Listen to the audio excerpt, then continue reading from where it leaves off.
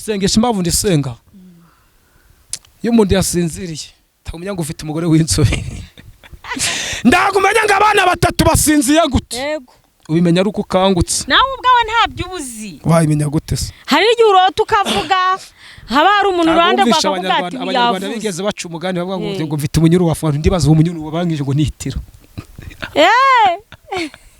Mundi yacumwe avuga ngo mfite umunyuru wafunga president umunyuru wafunga president we ko tuzi ko president aba ari kirangirire ko president tuzi ko yigenga nibitotsi arangije avuga ngo ni ibitotsi rero biba byagufunze ni benshi se basinzira ntibicu noneho imigambi yawe ariko kuba twebwe twicura suko turi beze cyangwa ari cyo tubarusha ahubwo ni Kristo n'umubone mu yereza icubahiro ni cyawe waba uri mu modoka waba uri mu ngende guhereza icubahiro ni cyubahiro kuko kuburi we nicyo gisho isengesho yereza Imana icubahiro Imana habwe tudatinze katuje mu ijambo twagimiza gufasha Imana uri mwiza tugiye kureba ijambo ry'Imana Zaburi ya 2 yego Zaburi ya 2 nahageze umurongo wa 3 umurongo wa 3 havuga ngo ikire Zaburi ya 2 umurongo wa 3 bamvuye umurongo reka twumve ijambo ry'Imana kurisoma cyangwa yo guhanura muri yerekwa nabonye abantu benshi babushwe mute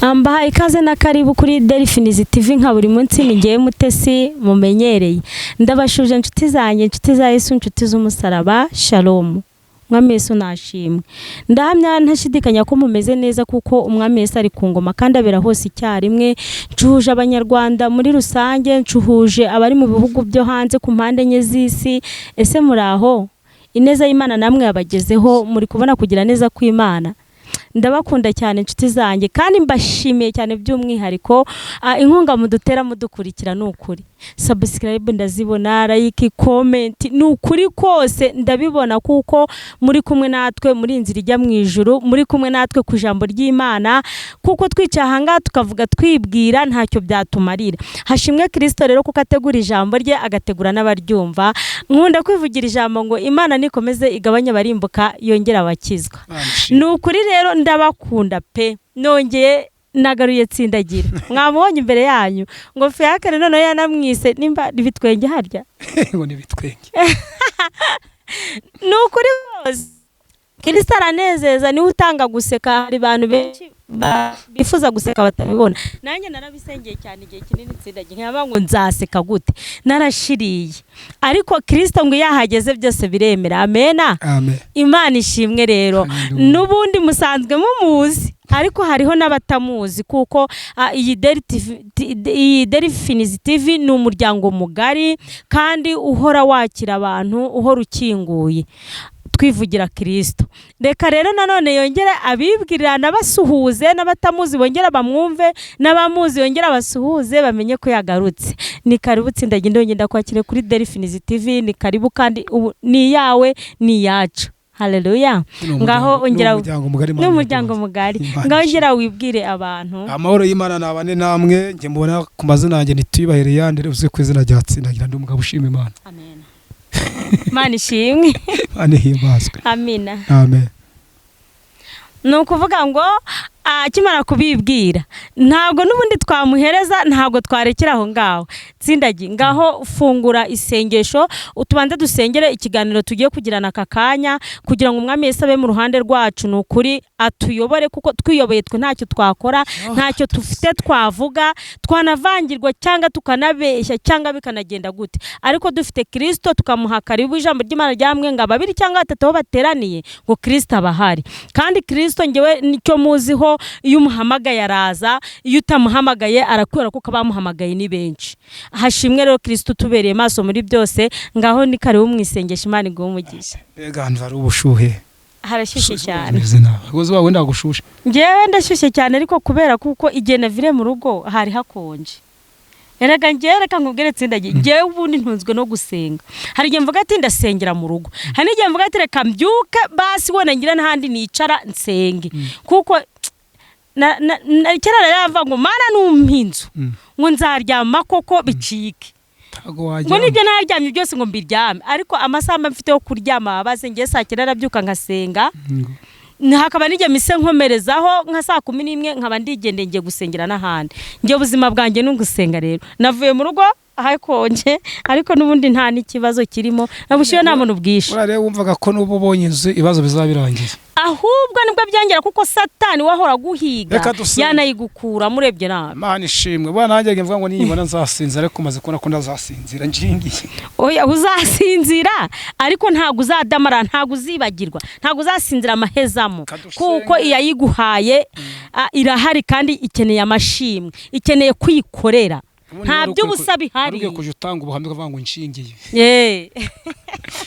Mana yacu mana nziza mana yo kwizerwa uri mana yo kwiringirwa ndagushimye kuri aya masaha ko mutesi wamurinze tsindagira ukandinda Fiacre rukamurinda abadukurikiranye ni bazima ndabwo bapfuye umugabo witwa Dawidi navuze ngo ninde wageze kuzimu ngagushime urangije uramubwira ngo uri imana y'abantu bazima ndabwo uri imana y'abantu bapfuye uravuga ngo uzaba imana y'abantu bapfuye ku munsi w'umuzuko abagiye kudukurikirana ni bazima habwa icyubahiro nyemerera wongere atosi efo abantu bongerera uburame kuko ndakwinginze mwuka wera abarwayi bongerera uburame bakire ndagushimye Kristo haleluya uri imana igiye kubana natwe amen jambo ryarambwiye ngo ndi wajyama kuko uryamye twashira iyo umuntu yasinzira bageze mu yindi si ariko turagushima kuko tubera amaso dusinziriye umubu waje mu makanwa tugapfa umubu waje mu mazuru tugapfa Marie Jose yaza mu kanwa tugapfa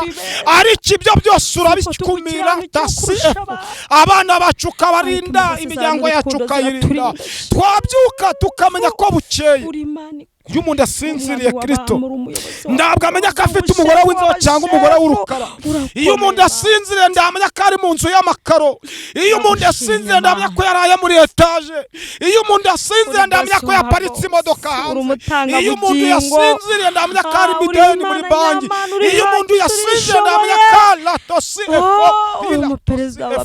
iyo twasinzira ndio tumenya ko mu nzu ndabyo kujya birimo ariko iyo twicuye yo tugize umugisha ukadukangura ukaducira igiti ukadukora mu mbavu muntu witwa Petero wasinziriye muri gereza ntiyamenya yuko iminyururu imuboshe ngo marayika agiye kumukangura ngafata mu mbavu natwe batukoze mu mbavu turahumeka turabigushimiye Yesu turabigushimiye ko wadukuye mu rupfu rw'ibitotsi turabigushimiye ko ababyeyi bakuye mu rupfu rw'ibitotsi n'abasinze bari muri Amerika bakangura nguko badukanguye latosi efo aba babyeyi basinziriye ubakangure abagabo basinziriye ubakangure abana wabahaye basinziriye ubakangure bakangura amahoro yakono wigeze gukanguka abonye indambara yararimo n'ibitotsi yararimo n'insozi yararimo avangwa iri joro ryakeye wangangari natwe wadukangare turabyutse biremeye niyo mpamvu tugeze muri aya mabuye niyo mpamvu tugeze muri iki kibande kirimo ibishimbo niyo mpamvu tugeze muri iki kibande turi bazima kandi unaturinda gusitara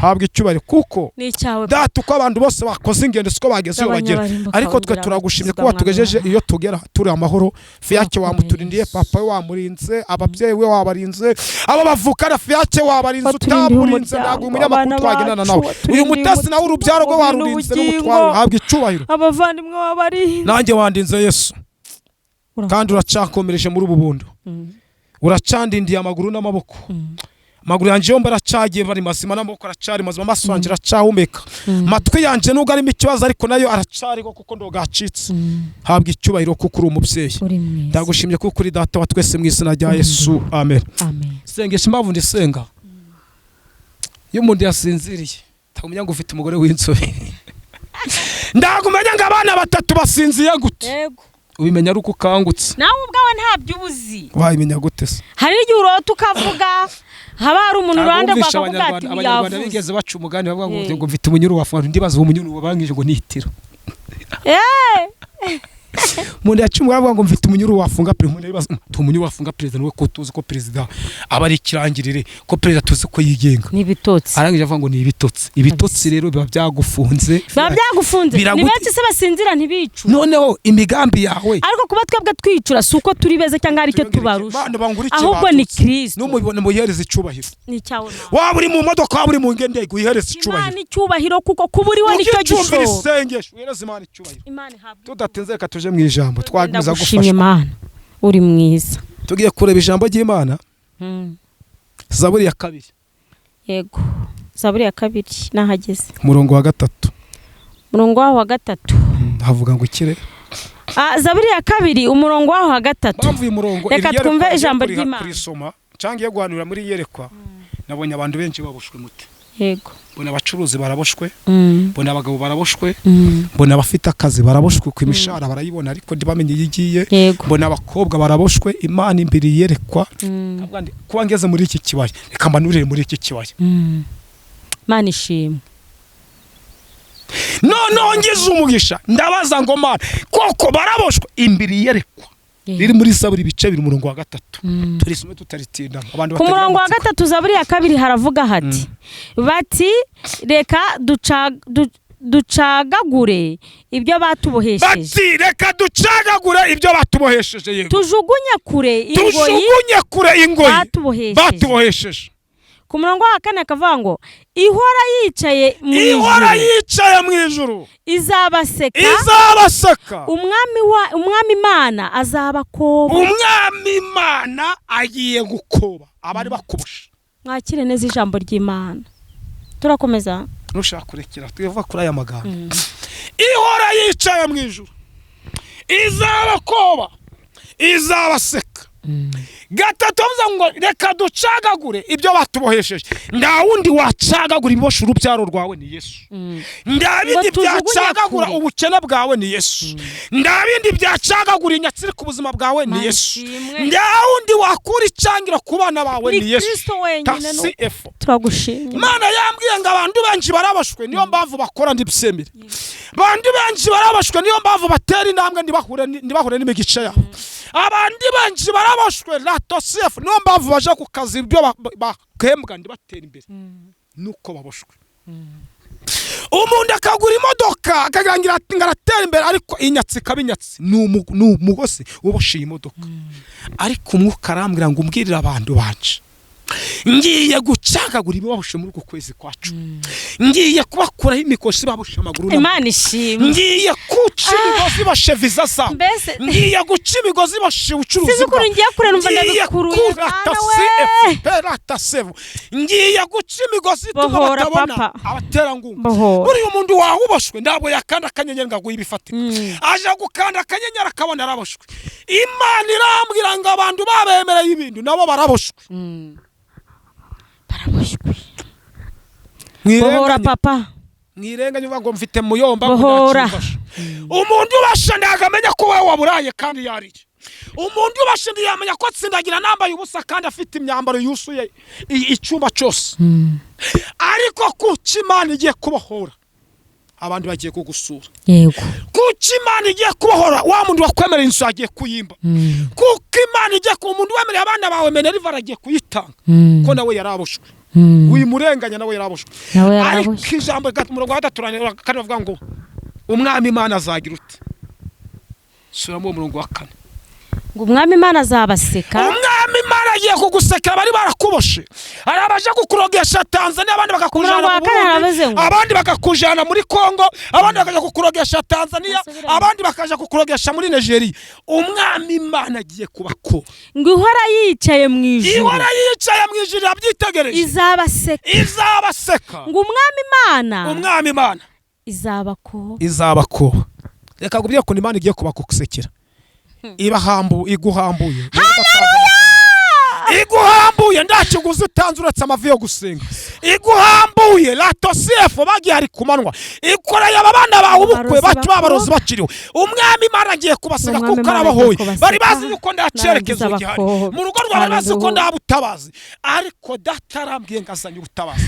Imana irabohoye akira kubohorwa n'Imana, akira kwakira, akira umugisha, akira kubyara, akira guheka, ukibohorwa, akira kwakira business, ukibohorwa, akira akazi k'umugisha, ukibohorwa, akira perime y'umugisha, ukibohorwa, akira abaterankunga, ukibohorwa, bana be bazanye amanota meza, ukibohorwa, ukibohorwa, akira umugisha, akira umukire w'umugisha mu izina rya Yesu. Data arabohoye, amaze kubohora akobye, asetsa abakubohaga, abakujanaga muri Nigeria kugucishirizayo, abakujanye mu buvumo, abakujanye mu mazi, ahandi hose wari ubohoye, data arakubohoreye.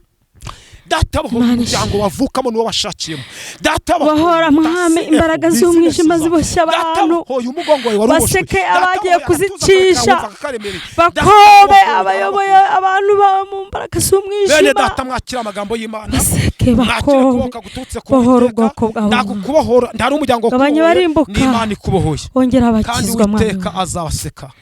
Hepfo aravuga ngo yicaye mu ijuru, yicaye mu ijuru ngizabaseka, ngo umwami Imana azabakoba. Mwakire neza ijambo ry'Imana. Nta Imana yabyenguje kwahorera abantu benshi bari baboshwe, none muri abo mabuye arimo ababoshwe, Data arababohoye. hari abaje kubohera mu bibiriti, bakaja kubazirikira ku misozi, bakakuzirikira mu mazi, murakakuvana hano ukisenya akaja kukurogira muri Uganda.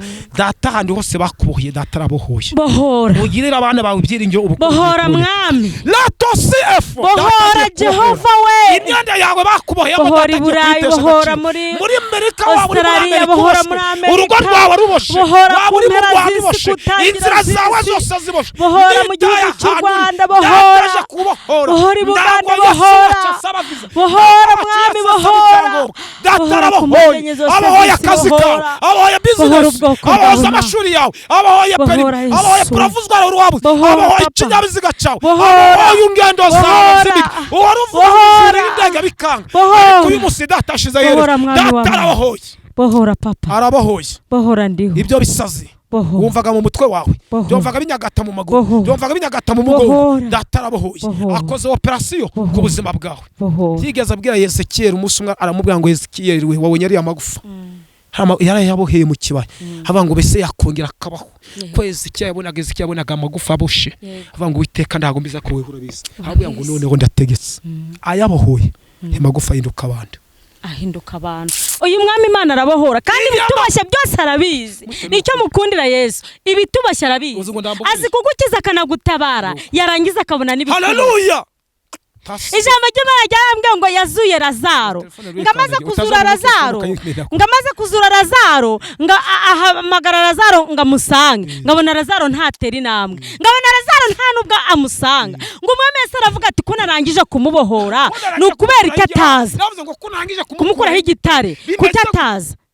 Yesu ngo yongeye gusubizamo amaso, ngabona araboshye, arangije aravuga ngo Kristo we, uwaboshe tsindagira ninde, uwaboshe fiya, kandi ngo uwamuboshe ni wowe wagombaga no kumubohora, ariko Kristo arashoboye ko. Uwaboshe uyu muntu witwa Latasevo tuyisenge ninde, uwaboshe uyu Korodina ninde, uwaboshe uyu w'Imana ninde, ngo Yesu abyitegereje ngamenya kari bashikibe baboshe Lazaro, ari bo bamuboshye, nimubuze mu muhambura amaguru n'amaboko. Yesu arakubohora, kandi iyo mutindanye arabimenya, gutabarwa ni kimwe no kubohorwa ni kimwe n'ikindi. Kristo akureba gutabare, narangiza kwitegereza neza, abona impamvu utarimo kuva ahantu uri, maze yitegereza abantu bahakuboheye, abategeke bakubohore mu izina rya Yesu. Yesu agiye kugera ku murozi ufite ifoto yawe muri Nigeria, amutegekeye ifoto aho yayitongereye yagikureyo. Yesu agiye kugira ahantu watongerewe hose, Yesu agiye gucagagura. Hari imigozi wumvaga, hari amahembe, aya mahembe Yesu yakuye mu gisenge cy'inzu yawe, ibi wumvaga bibyina kuri parafo, Yesu arabiceceka. Uyu mudayimoni waziraga mu pusi, Yesu aramwirukanye.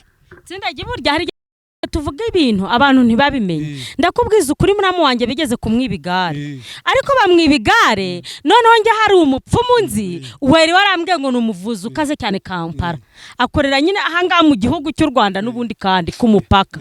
Noneho ndamubwana, ariko hari umuntu wambwiye kuko iyo bakwibye ibintu bigarura. Tsindagiye naramufashe muvana ahanga mu Ruhengeri, ndamujyana aho hantu. mu by'ukuri nahasanze amagufuri utabara, amafoto y'abantu utabara, ifoto iriho n'ingufuri, abagore bafungiye abagabo bagashyiraho amagufuri, abantu bagiye gufungira abantu b'Imana bariho amagufuri. Ndekubwe ngo hari ingufuri nini n'intoya, hariho n'ujyana ingufuri ipima ikiro yandi badakata. Ndangije ndabyitegereza, njye urumva nanjye nari nkiri mu mbaraga z'umwijima nari mboshye, ariko muramu wanjye yatinyaga ikintu bita inzoka. Aho hantu hari ibihu by'inzoka binini cyane, hari ibipusi, hari n'inzoka zigenda. Muramu wanjye akiyikubita ijisho yaratinye, ngewe nyibonye ndavuga ati nta kibazo ngwino. Nari mbimenyere kandi mfite n'umwami nkorera nyicayemo abadayimoni bagari nk'ibihumbi n'ibihumbagize. Yesu we ndagushima Yesu, cengiye ku kuntu wambohoye ukankiza, ukangira umwana wawe nkakuvugira ukankoresha, uri mwiza.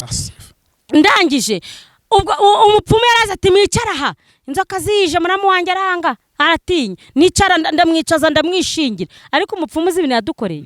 Twagiye kugombora igare, ariko arangije tubura twicuza ku rusanduku rw'amafaranga, nabivuga nihuta singiye gutanga ubuhamya. Arapfundura ati mwabonye amafaranga, kandi kuko yapfundiye atarimo, Satani afite imbaraga z'umwijima zirakora.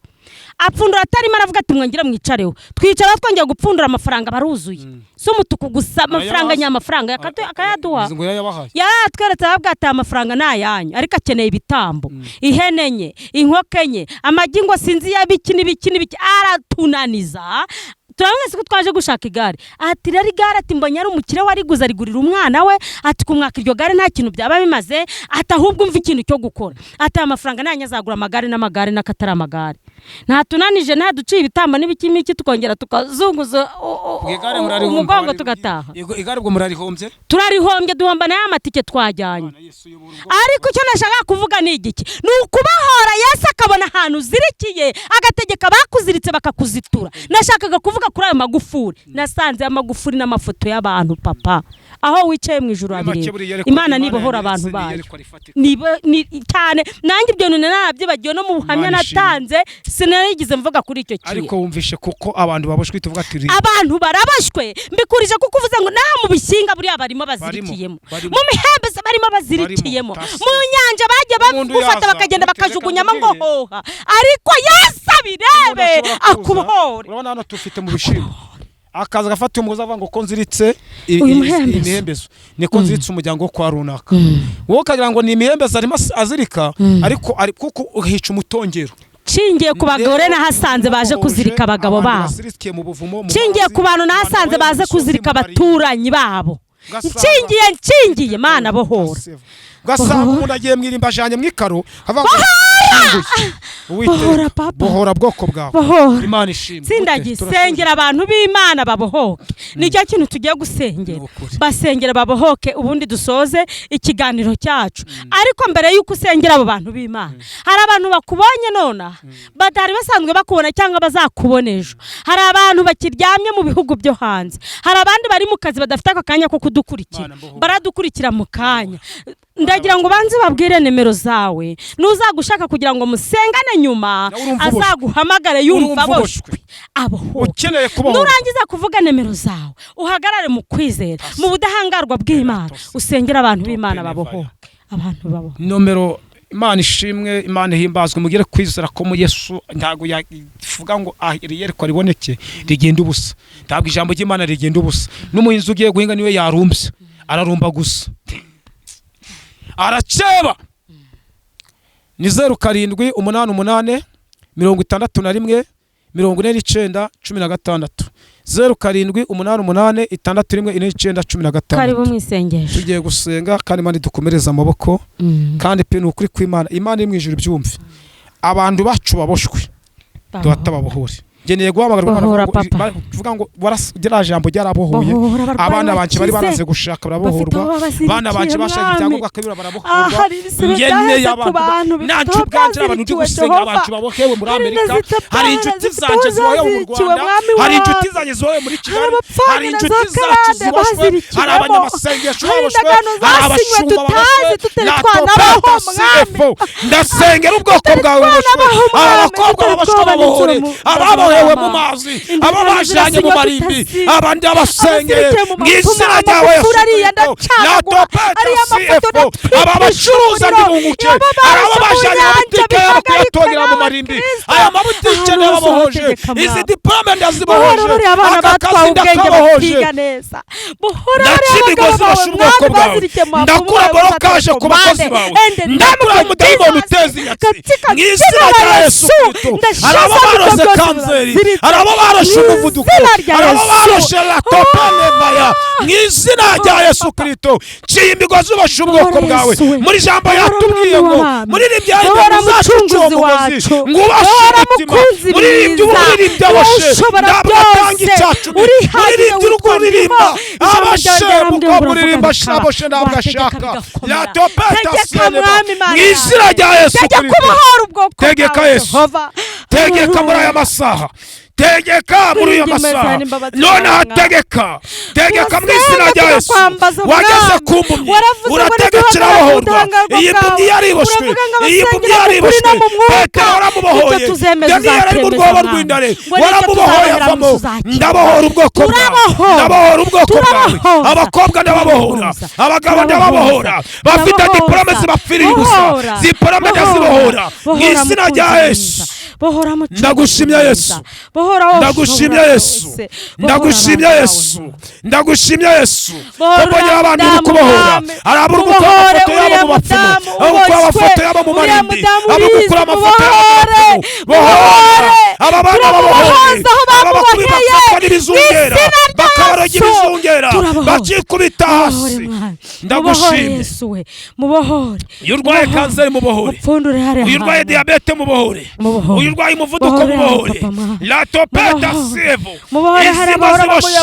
izingo zibuza amahoro izingo zibohore bohora mu izina rya Yesu bohora mu izina rya Yesu aya mabutike yabohore aba bashoferi babohore uyu muntu yembwa 700 ariko akahora mu madeni uyu muntu mubohore bohora ubwoko bwawe ndagushimye Yesu kuko bohoye abakozi bawe bohoye ubwoko bwawe kandi urambwiye ngo ugiye kubakoba kuko hari icyo ukoze mu mudugudu hari icyo ukoze muri karitsiye hari icyo ukoze ku bakozi hari icyo ukoze Yesu hari icyo ukoze kuri uyu mubyeyi aba babashe ngo ntibazabyare uje kubahoranya ababyeyi habwa icubahiro ndagushimye uyu muntu ugera ku kazi akwamara ukwezi akakavaho yari yaboshwe ariko umurimo y'akazi kumugisha ndagushimye kuko uri Imana igira neza mu izina ryawe Yesu Kristo amen amen amen amen amen ndagushimye Yesu.